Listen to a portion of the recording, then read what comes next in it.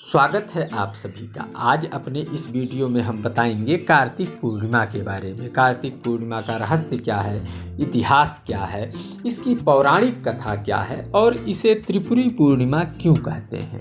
तो वीडियो महत्वपूर्ण है, इसे पूरा अवश्य देखें, अपनों को शेयर जरूर करें। हाँ, मन में यदि कार्तिक पूर्णिमा को लेकर के कोई सवाल उठता है तो उसे जरूर लिखें, समुचित उत्तर मिलेगा। हमारा यह वीडियो आपको कैसा लगा कमेंट करके जरूर बताएं।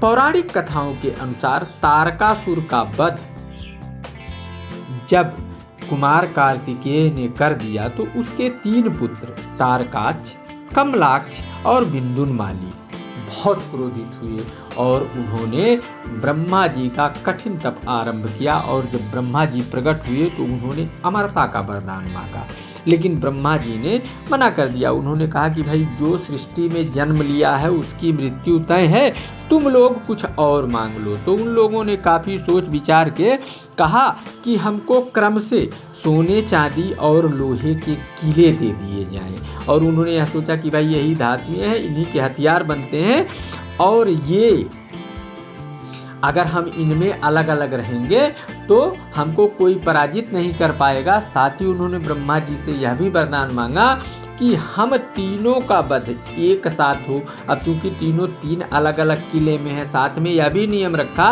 कि ये किले चलायमान हो और जब तीनों किले एक सीध में आए, एक ही बार में एक ही हथियार से हम लोगों का वध हो सके।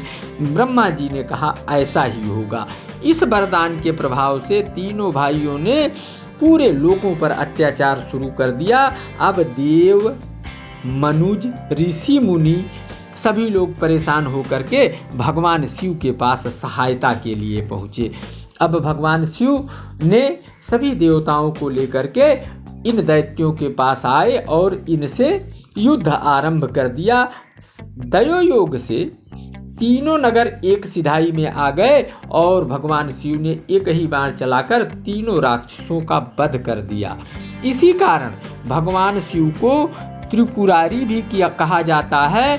और इसी कार्तिक पूर्णिमा के दिन इन तीनों दैत्यों का वध भगवान भोलेनाथ ने किया था। इसीलिए इस पूर्णिमा को त्रिपुरी पूर्णिमा भी कहा जाता है। इस दिन दान, स्नान, उपवास और दीपदान श्रेष्ठ माना जाता है, क्योंकि यह धर्म, शक्ति और विजय का प्रतीक है। इसे देव दीपावली भी कहते हैं। इस दिन प्रातः काल यदि संभव हो तो उठ करके पवित्र नदी में स्नान करें, और अगर नदी में स्नान नहीं कर पा रहे हैं तो गंगा जल को पानी में मिला के स्नान करें। भगवान विष्णु को पुष्प, तुलसी पत्र, फल और मिठाई का भोग जरूर लगाएं और भगवान विष्णु के मंत्र का जप करें। इस दिन विशेष रूप से किसी मंदिर पर जा कर के मंदिर के द्वार पर दीपक जलाएं। इस दिन नदी तट या तालाब पर दीपक जलाकर प्रवाहित करना भी अत्यंत शुभदायक माना जाता है। इस दिन गरीबों को, बीमारों को और असहायों को अन्न, धन और वस्त्र का दान करें। यह काफ़ी पुण्यकारी माना जाता है।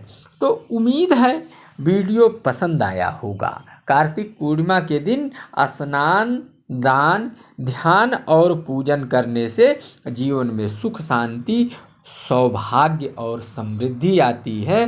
फिर मिलते हैं एक और वीडियो के साथ किसी और धार्मिक विषय को लेकर। तब तक बना रहे आप सभी का प्यार और दुलार। अगले वीडियो तक नमस्कार।